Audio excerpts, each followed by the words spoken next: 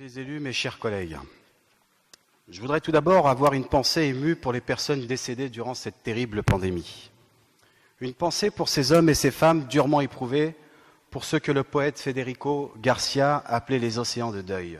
Oui, les deuils, la perte des êtres chers, ont été notre lot commun en tant que citoyens et élus de notre ville. Nous ne les oublierons pas. Nous n'oublions pas non plus ceux qui ont tenu notre pays à bout de bras, comme les infirmières, les caissières, les agents d'entretien, les vendeurs et bien d'autres qui ont été les véritables héros de cette période.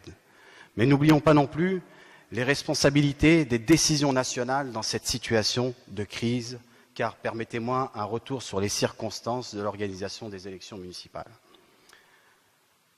Sans trop nous étendre sur un débat qui pourrait tous ici, nous occuper très longtemps, chacun a compris que le chef de l'État et son gouvernement ont maintenu la convocation des électeurs pour le premier tour des élections municipales du 15 mars dernier et laissé la campagne électorale s'achever sans précaution particulière, en sachant qu'ils instaureraient l'état d'urgence sanitaire dès le lendemain. État d'urgence qu'ils savaient nécessaire depuis plusieurs jours. Ils ont de ce fait malmené notre démocratie. Le jour du vote, le 15 mars, les incertitudes dues à la pandémie, l'abstention, la peur ont marqué ce premier scrutin. Pour les petites gens, les personnes âgées, les classes populaires ont été les grands absents de cet étrange scrutin. Comment ne pas comprendre? Se retrancher de la démocratie pour ne pas être contaminé. Quel choix terrible nous a-t-on imposé? Les classes populaires ont largement déserté ce scrutin, non pas par désintérêt, mais pour se protéger et protéger leurs familles. Comment ne pas les comprendre? Je veux donc, à cette occasion, rendre hommage à tous les citoyens bénévoles, les militants, les agents communaux, les élus qui ont assuré le déroulement des opérations de vote dans ces circonstances inédites et très compliquées. Je rends aussi hommage aux 8 924 électeurs qui ont participé au vote.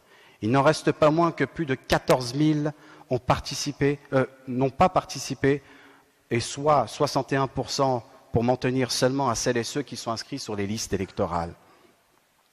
Dans ces conditions, le chef de l'État et son gouvernement, en faisant le choix de maintenir la date du 15 mars au lieu de le reporter, ont fait prendre de grands risques à des millions de Français et ont affiché leur mépris de la démocratie.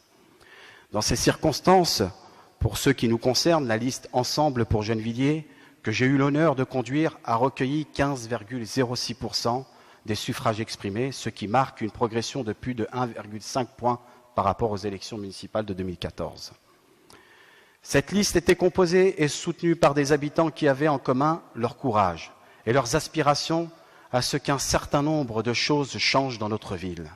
Le plus souvent sans expérience politique, mais ayant à cœur l'intérêt général, certains ont pu ressentir de la déception en découvrant le résultat du vote, mais aucun n'a à en rougir.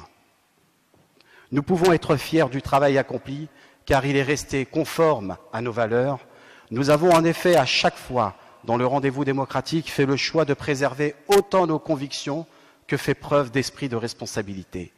Nos convictions se sont exprimées notamment sur les questions de l'éducation, de la santé, de la culture et de la sécurité. Nous avons été responsables en veillant à maintenir une sérénité républicaine malgré nos affiches recouvertes, malgré les attaques personnelles et les accusations indignes dont j'ai été l'objet. Compte tenu de la situation historique que nous traversons, le niveau d'abstention, il s'agit, monsieur le maire, chers collègues, de sortir d'une logique de l'affrontement qui pourrait donner l'image d'une majorité confinée dans sa forteresse municipale et d'une opposition qui s'opposerait de manière trop systématique. Sortons des facilités, des débats stériles et engageons un vrai travail républicain, majorité et opposition pour reconstruire notre ville.